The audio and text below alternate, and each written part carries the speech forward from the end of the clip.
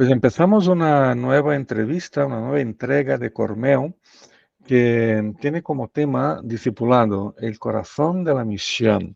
Cormeo, como muchos ya conocen, ¿no? Es un programa online de estudios para la formación de hombres y de mujeres que desean servir mejor a Cristo en sus iglesias locales, ¿no? Este semestre, por ejemplo, ¿no? Bueno, todo este año escolar que tuvimos, pues desde noviembre, desde octubre que estamos con estudios en el Nuevo Testamento, lo hemos concluido ahora con el último módulo y también tenemos algunas conferencias en épocas y fechas especiales e importantes para la fe cristiana y algunas entrevistas, ¿no? Nuestra página web ya está lista, incluso ya está disponible, pero todavía un poco hueca, no tiene material. Estamos ahora trabajando con la preparación de materiales, pero es cormeum, todo seguido, .org. Si queréis ya echar un vistazo, pues estáis invitados. Vamos a hablar con personas que nos pueden instruir, desafiar, inspirar en diferentes temas de la misionología, o sea, de la misión de la iglesia. Y así tenemos esta serie, que es una serie de entrevistas que tiene como tema general iglesia y misión.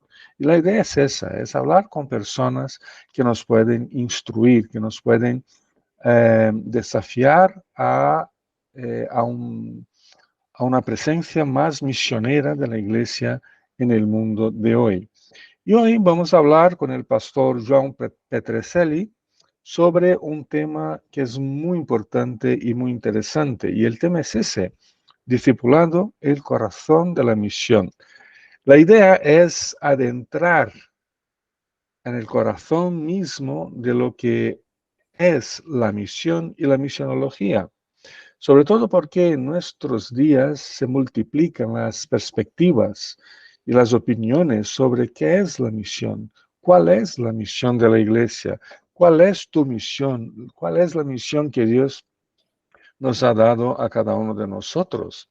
Pero también se multiplican las superestrategias, ¿no? Que garantizan el éxito misionero y sobre todo la plantación de nuevas iglesias por todo el mundo, ¿no? Hay muchas estrategias, pero la pregunta sigue, ¿dónde está el corazón de la misión? Pues hoy vamos a hablar con el pastor João Petrecelli en cuanto a ese tema. Así que queremos conocerte, João. Ya sé que yo podría hablar o contar muchas cosas de ti, pero te voy a pedir que te presente, ¿no? Simplemente quiero decir que a los que nos escuchan, ¿no? Que nos conocimos hace muchos años, muchísimos años, no sé cuántos, y luego nos quedamos otros muchísimos años sin encontrarnos, Sí. aunque yo siempre seguí un poco de lejos su ministerio. Pero, João, ¿quién es João Petrecelli? Bueno, Preséntate, porfa. bueno, yo soy un hombre de 54 años, así que ya un poco viejo, así que casado con Tania por 31 años y tenemos dos hijos, ¿no? Johan de 27 y Nicole de 23 años. Así, ellos viven en Nueva Zelanda, ya están casados, formando su familia ahí y sirviendo al Señor en Nueva Zelanda. Bueno, yo soy un ministro de la Iglesia Presbiteriana de Brasil. Trabajé por 10 años en Brasil. Después, Dios nos llevó a Chile, a Santiago, para trabajar ahí un proyecto de revitalización de la Iglesia Presbiteriana de Chile. Así que yo no hablo español, yo hablo chileno. Entonces, que ustedes tengan paciencia conmigo, ¿cachai? Entonces, nosotros servimos ahí por 6 años y después nos fuimos a Nueva Zelanda también a trabajar en un proyecto de revitalización y plantación de iglesias para la iglesia presbiteriana en Nueva Zelanda. Ahí trabajamos por 10 años. Y bueno, también desde 2012 trabajamos en Nepal con la iglesia presbiteriana de Nepal, una joven iglesia que tiene 20 años solamente en Nepal y que está ahí luchando por salir adelante, por crecer, por plantar nuevas iglesias. Y yo estoy coordinando un proyecto ahí de plantación de iglesias y tenemos un proyecto de plantar 75 iglesias presbiterianas en los próximos 20 años. Así que partimos en el 2016 y ya vamos con 20 iglesias presbiterianas en plantación. Y este es nuestro trabajo ahí. Y también en Nepal trabajamos en el combate al tráfico sexual de los niños. Así trabajamos ahí con esto también. Y hoy nosotros vivimos en Italia, en la Toscana, en una ciudad cerca de Florencia que se llama Pistoia. Y nosotros acá también estamos apoyando un proyecto de plantación de iglesias de una iglesia local de Brasil, que es la iglesia presbiteriana de Pinheiros, y yo estoy encargado acá de entrenar y organizar el entrenamiento de los plantadores italianos. Así que este es mi rol acá en Italia. Y también trabajo con Ronaldo Lidório en un ministerio llamado Planters, en el norte de África, en el Medio Oriente, sur de Asia, donde entrenamos y damos asesoría a jóvenes plantadores de iglesias. Este es nuestro trabajo, nuestro ministerio, un poco de nuestra historia. Pues muy bien, ya vemos que no te falta trabajo, no te aburres mucho, ¿no? Estás siempre metido con una cosa o con otra. Sí. Muy bien, gracias, João. Incluso agradecemos también por tu tiempo, ¿no? Porque con tanta responsabilidad, sacar un tiempo para hablar con nosotros nos alegra y te agradecemos de todo corazón. Volvemos al tema, ¿no? Discipulado, el corazón de la misión. Estaba aquí pensando un poco sobre el tema del discipulado, João, y me acordé de un famoso misionólogo de fines del siglo pasado, sobre todo en los años 80 más o menos, David Bosch, que era de Sudáfrica, sí, y que nos afirma en su obra monumental, ¿no? Que es Misión Transformadora, nos afirma la centralidad del discipulado, sobre todo al evaluar el texto del Evangelio de Mateo. Según él, según Bosch, el discipulado puede ser considerado como criterio interpretativo del Evangelio de Mateo, ¿no? Pero se trata, esa palabra, discipulado, efectivamente de una palabra que siempre sale en nuestras conversaciones en las iglesias y entre pastores y entre misioneros. Siempre que estamos hablando de temas del ministerio, discipulado es una palabra que casi nunca falta. Sí. Pero de hecho, es una palabra que está cargada de un sinfín de sentidos y significados. Sí. A veces es una palabra que mucha gente la usa para justificar sus propios proyectos personales, ¿no? Sí. Más que para hablar acerca de la misión de Dios en este mundo. Así que el tema creo que promete bastante, ¿no? Y quería hacerte entonces unas preguntas, ¿no? Y tienes toda la libertad para contestar conforme el Señor, de hecho, pone en tu corazón. Y sabemos que en cuanto a ese tema, el Señor te está poniendo muchas cosas en el corazón y en la mente, ¿no? Incluso andas escribiendo sobre el tema y enseñando sobre el tema. Así que, João, hoy se habla mucho del discipulado. Y veo mucha confusión en todo lo que se dice de ello. Por ejemplo, se confunde el discipulado con el someter su vida a un líder eclesiástico, ¿no? Esa es una de las perspectivas. O en seguir a determinadas pautas que en teoría promueven el crecimiento de la iglesia, ¿no? Por ejemplo, pero todo sin base bíblica. O cuando no tiene base bíblica se basa en los famosos textos prueba, o sea, digo algo y pego abajo un texto bíblico que supuestamente lo confirma, ¿no? Y lo prueba, pero sin conocer de hecho ese texto y sin saber si tiene que ver con el tema, ¿no? Así que te pregunto, João, al fin y al cabo, bíblicamente hablando, ¿qué es el discipulado? Sí.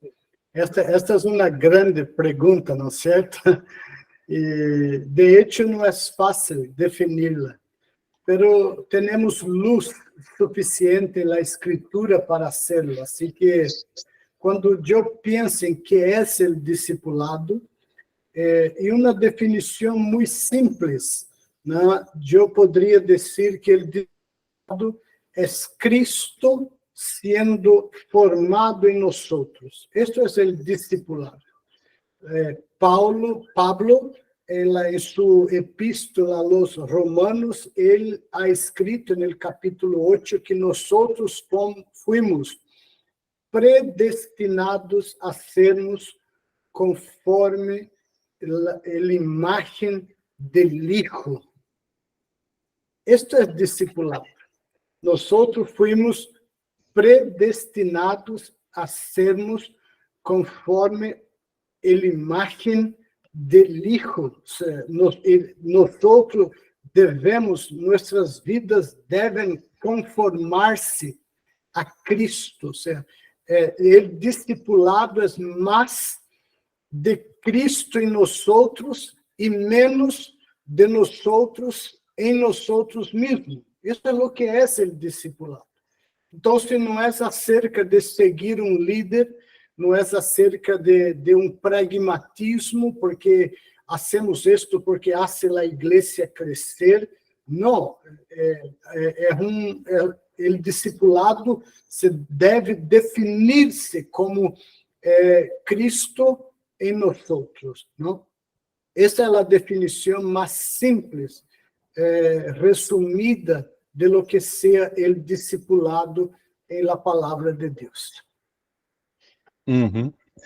Y si eso que acabamos de oír decir, o sea que el discipulado bíblico es Cristo en nosotros y no nosotros en nosotros mismos, me encantó esa definición. Te pregunto, ¿qué ha hecho entonces la Iglesia con el modelo bíblico de discipulado, el modelo de Cristo y de los apóstoles acerca del discipulado? ¿Por qué no lo vemos en práctica en la vida de nuestras iglesias? Bueno, esta pregunta es sumamente importante. Yo creo que aquí está el problema, ¿no es cierto? Y lo que la iglesia ha hecho es botar fuera el modelo del discipulado de Cristo y de los apóstoles para asumir un modelo de trabajo que no tiene a ver con el modelo de Cristo y de los apóstoles. Cuando nosotros miramos el ministerio del Señor Jesús, Él trabajó intencionalmente para preparar y formar discípulos para Él. Este era el centro de su ministerio. Todas sus acciones estaban de alguna forma direccionadas a cumprir esta misión de que aquellos hombres fuesen sus discípulos. Yo creo que los apóstoles hicieron lo mismo, porque ellos aprendieron con el Señor Jesús. Y lo que pasa es que la iglesia ha abandonado esta misión, este modelo de ministerio, para concentrarse en otras cosas. Por ejemplo, en la iglesia, si nosotros hablamos, y yo costumo hacer esto, yo a veces hago esto, entonces lo que delante de la iglesia hago es decir, mira, voy a decirte una palabra y tú tendrás que decirme la primera cosa o el primer concepto que llega a tu corazón. Entonces, la palabra que te voy a decir es discipulado. Entonces, lo que viene a la mente de las personas cuando escuchan la palabra discipulado es un nuevo cristiano, un nuevo convertido. ¿Por qué? Porque en la cabeza de las personas hoy, discipulado es algo para nuevos creyentes. ¿Quién necesita de discipulado? Un nuevo creyente. Entonces, este es lo que está en la mentalidad de las personas. Y este es un reduccionismo de la visión bíblica del discipulado. Y nosotros, si nosotros queremos edificar la iglesia de Cristo sobre y la metodología de ministerio de Cristo, nosotros debemos volver al modelo del ministerio de Cristo, que era un modelo centralizado en el discipulado. Eso es lo que Cristo ha hecho, eso es lo que los apóstoles han hecho. Y yo creo que nosotros necesitamos regresar, volver a la Escritura, a la Biblia, y ahí encontrar en Jesús y en los apóstoles nuestro modelo de ministerio. Si hacemos esto, vamos a rescatar el discipulado bíblico, porque el centro del ministerio del Señor y de los apóstoles era el discipulado de una forma clara e intencional. Este era el punto. Sí, y hablando de eso, ¿no? Hablando de ese punto, y hablando del tema general que tenemos, que es iglesia y misión, ¿cómo es eso? ¿Cómo sería eso, João, de ver al discipulado como el corazón o como el motor que hace girar el trabajo misionero de la iglesia? Bueno, nosotros normalmente cuando hablamos de misión en la iglesia, nosotros ocupamos la palabra en el plural. Nosotros nunca hablamos de misión. Suena como raro hablar de misión, porque nosotros utilizamos la palabra misiones. Siempre estamos hablando de las misiones. Tenemos que orar por las misiones, tenemos que invertir recursos, dinero en las misiones, que despertar vocaciones por las misiones, y por todas las partes nosotros vamos a escuchar las personas usando esta palabra en el plural.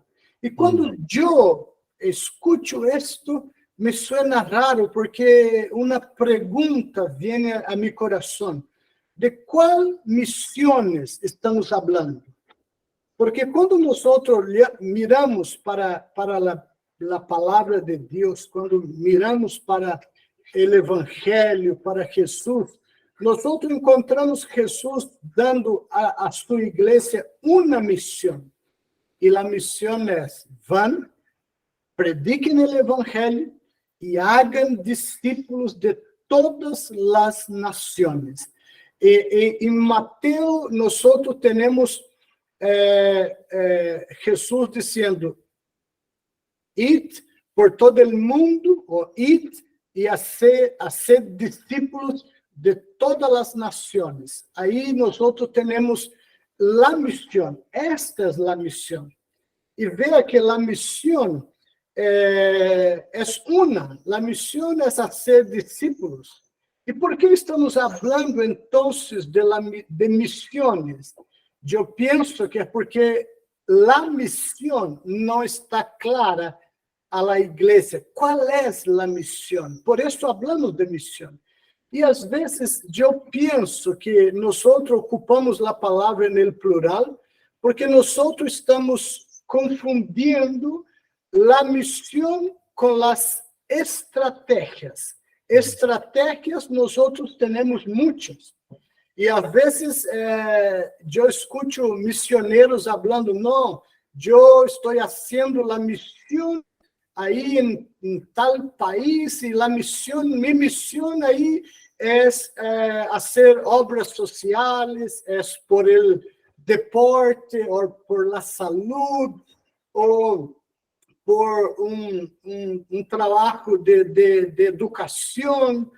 E às vezes as pessoas, os missioneiros, para eles, esta é a missão. A missão deles allá é prover educação, prover saúde, prover deporte, e aí talvez utilizar isto para evangelizar. Pero eu entendo que isto não é a missão. Estas são estratégias que nós podemos utilizá-las, e não há nada errado, equivocado com isto. Nós podemos ocupar as estratégias para cumprir a missão, para dar no blanco da missão, que é ser discípulos para o Senhor Jesus. Então, esta é a missão, é uma missão. E nós, por não compreender isto, nós muitas vezes não estamos fazendo o que realmente o Senhor nos ha enviado a ser.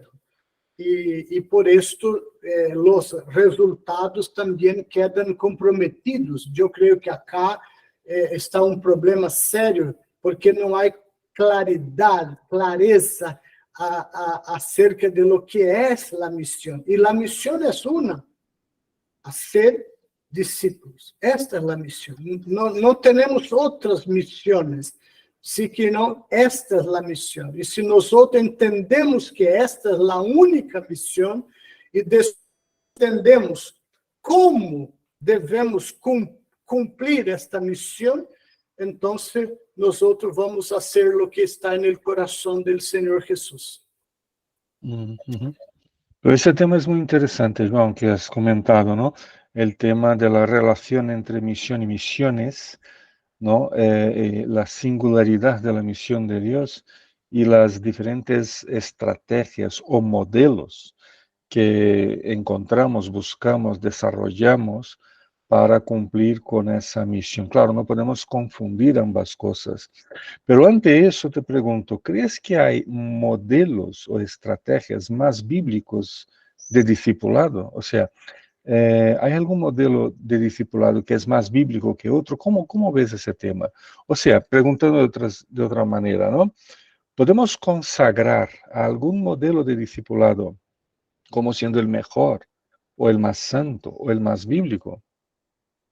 Bueno, eu estou estudando o tema, e sempre que eu estou aí estudando, fazendo exégesis de los textos, eu, como um investigador da Bíblia, e eu creio que todos os investigadores, o que fazem quando estão fazendo aí uma investigação, eles buscam padrões, não é certo? Porque onde há padrões, aí há leis.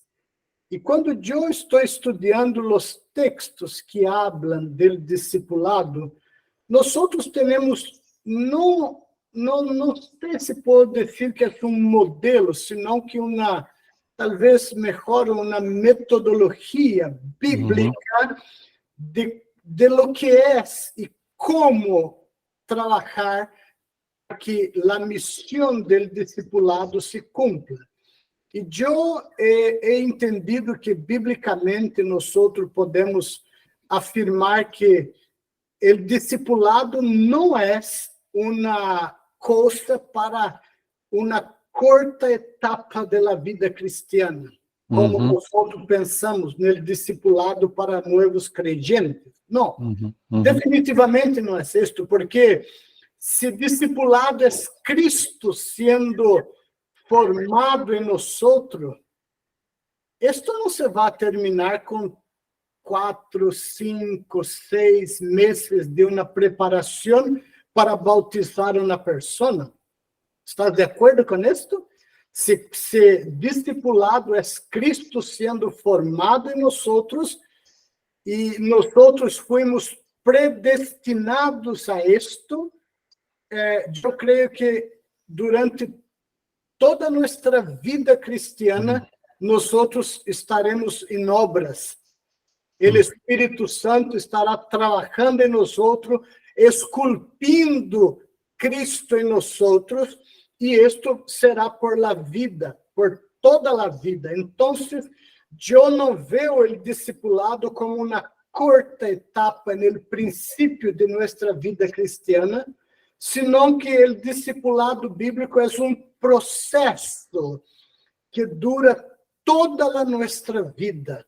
E les digo, vamos a morrer sem que isto se termine. E lo que quedar por ser hecho de la formación de Cristo en nosotros será hecho en el día final, en la glorificación, donde Cristo será plenamente hecho, formado en nosotros. Entonces, yo veo que o princípio bíblico é que o discipulado é um processo que empieza com a conversão, com a salvação e vai terminar com a morte. É um processo para toda a vida. Assim que, e este processo, eu sempre que estudo os textos bíblicos, eu encontro 4 etapas. A primeira etapa bíblica do processo chamado discipulado é o evangelismo. Todo parte com a evangelização.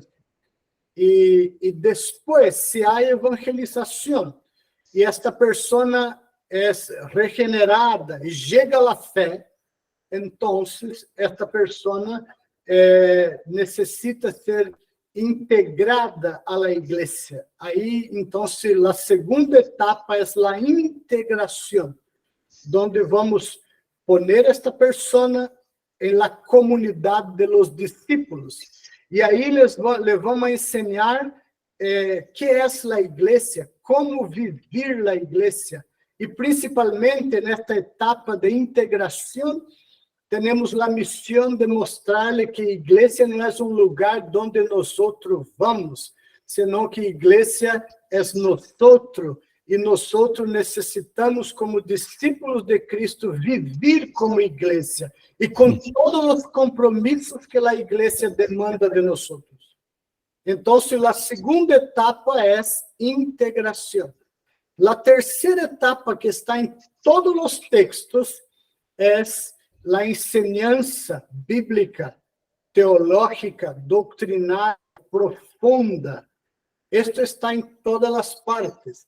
E a quarta etapa do processo chamado discipulado é a reprodução. Discípulos são hechos discípulos para serem novos discípulos ou participarem no processo de fazer e madurar novos discípulos para o Senhor Jesus. Então, eu diria que esta é uma metodologia bíblica.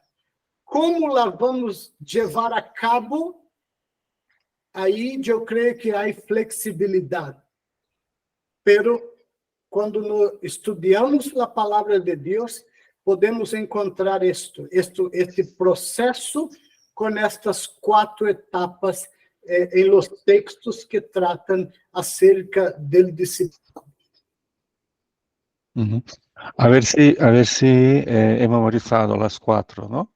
Evangelización, luego integración, enseñanza y por último multiplicación, ¿no? O sea, reproducción. Pues me parece muy interesante y creo que de una forma u otra estamos todos metidos en ese proceso, ¿no? O sea, si es de por vida, yo sigo necesitando aprender a multiplicar ¿no? A integrarme siempre más y más. O sea, es un proceso que nos toma toda la vida. Y creo que una última pregunta, João, que tiene que ver con eso, y quizás una pregunta que pueda tener no sé, un toque más personal, ¿no? Pensando en uno mismo, ¿cómo discipular? ¿Y cómo ser discipulado? Porque si es un proceso de por vida, yo tengo que discipular toda la vida a otras personas, Sí. pero ser discipulado toda la vida por otras personas. Esa dinámica, ¿cómo se da? Bueno, yo creo que acá está el secreto del tema del discipulado, ¿no es cierto? Bueno, siempre habrá un discípulo más maduro que yo. Y este discípulo más maduro que yo tengo que acercarme a él, yo tengo que pedirle que, por favor, discípuleme, ayúdame a crecer. Yo quiero reflejar Cristo como yo veo en tu vida, Cristo. Así que, por favor, yo no puedo solo. Y esto es lo que la Biblia, ¿no es cierto?, muestra a nosotros. Hay un texto en 2 Timoteo, capítulo 2, versículo 2, donde Pablo dice a Timoteo: lo que tú viste y escuchaste de mí, enseña a hombres piedosos y fieles para que estos enseñem a outros. Acá temos um processo belíssimo. Acá temos um homem maduro como Pablo, que está discipulando Timoteo. E Timoteo reconhece que necessita deste homem mais maduro que ele para guiar-lhe, para ajudar-lhe. E a tarefa, quando nós nos acercamos a uma pessoa mais madura que nós reconhecemos que esta pessoa nos pode motivar, exortar, corrigir e instruir, ensinar para que nós busquemos de por vida este blanco. Qual é o blanco? Ser mais parecido com o Senhor Jesus. Este é o blanco. E solo nós nos vamos a desmotivar. Solo nós nos vamos a conformar-nos com nossa própria imagem em nós mesmos. É necessário alguém que esteja aí tirando-nos as orelhas e dizendo: mira, siga com tus olhos postos em Cristo, pero também ponga tus olhos em mim, e lo que eu sou um imitador de Cristo, imite minha vida. Sempre vamos necessitar de alguém mais maduro que nós para nos ajudar a seguir buscando este blanco, que é um blanco inalcançável nesta vida. Pero coisas que são por demasiadas difíceis, normalmente elas nos desmotivam, elas nos tiram para baixo e nós chegamos ao ponto de dizer: mira, sabe que nunca lo vou a lograr, vou a seguir como estou. E nisto, um discípulo mais maduro tem um rol extremamente importante de dizer: não, párate, vamos, adelante, vale? E aí busquemos juntos este blanco de que Cristo sea hecho en nosotros. Y bueno, siempre discípulo más maduro que yo, pero también siempre haverá un discípulo menos maduro que yo. Y yo también soy responsable por este discípulo, de caminar con él, de ser un ejemplo para él, de motivar-lhe, ensinar-lhe, exortar-lhe, tirar-lhe as orelhas quando é necessário, para que não desanime-se del blanco de ser como Cristo. Essa é uma luta, não é fácil, porque estamos bajo este mundo caído, assim que a caída ha afetado nós de uma forma muito profunda, e é difícil para nós solitos alcançar isto, e necessitamos de alguém. Então, quando falamos do lado, nós devemos pensar em algo sencillo, não algo complexo, difícil, com uma tremenda estrutura. Não, é simplesmente caminhar com pessoas e tendo as escrituras como o manual para o discipulado. Se vamos ocupar algum outro material para bíblico, esto é a decisão de cada um, pero o manual do discipulado é a palavra de Deus. E nós temos que crescer no conhecimento. E acá está um ponto importante, porque eu falei que o terceiro ponto do discipulado é a enseñança bíblica, teológica.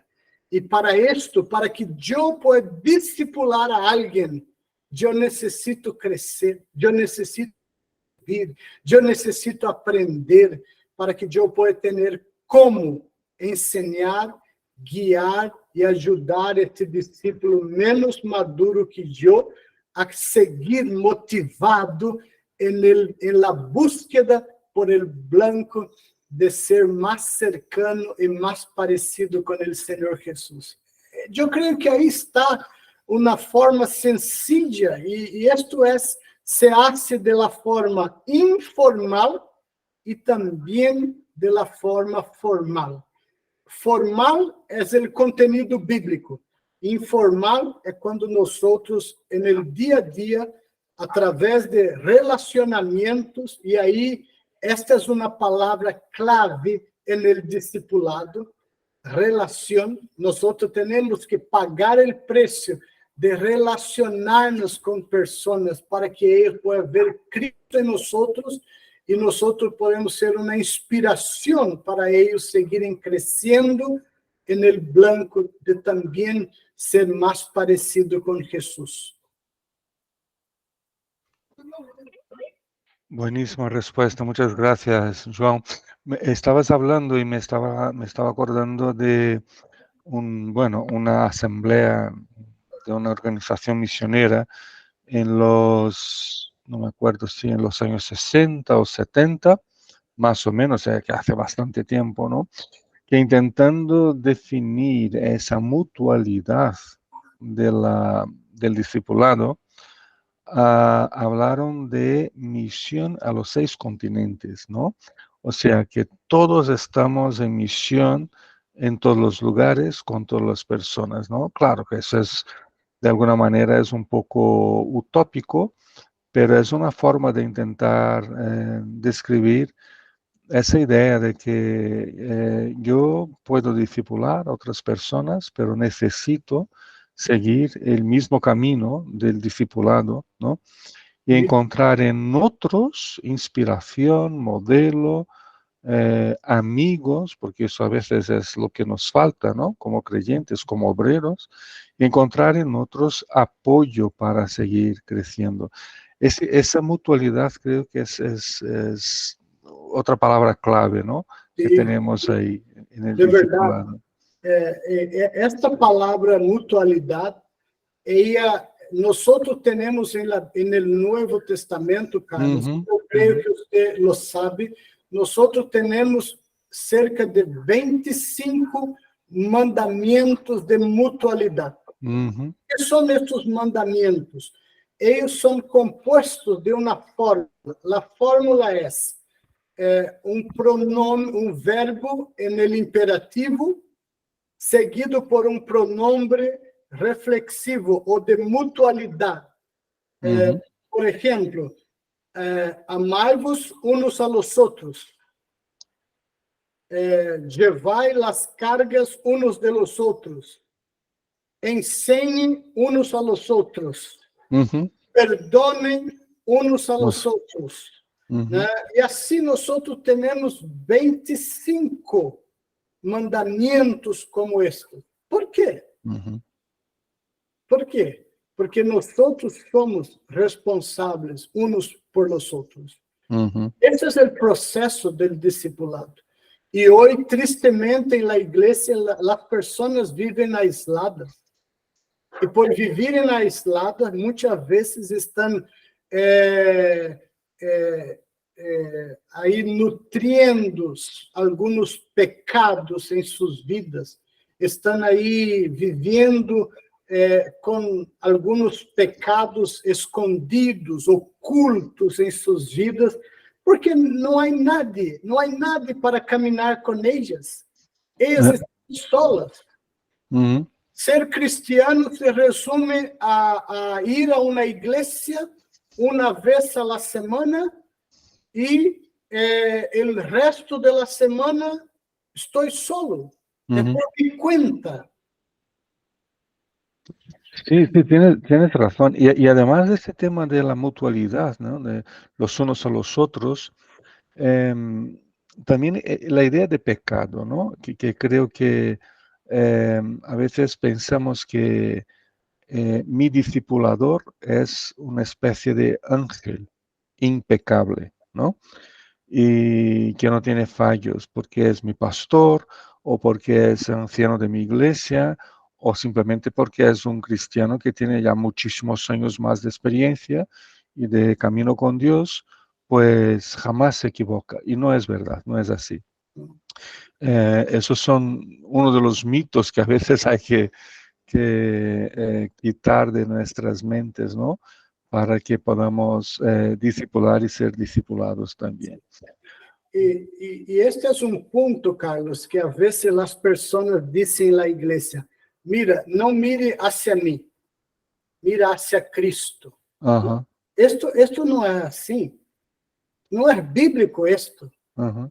A palavra de Deus diz que nós devemos reflejar Cristo. E várias vezes em la Bíblia, os apóstolos, os líderes da igreja chamaram seus discípulos a mirarem hacia eles. Eso es. Em Hebreus, capítulo 13,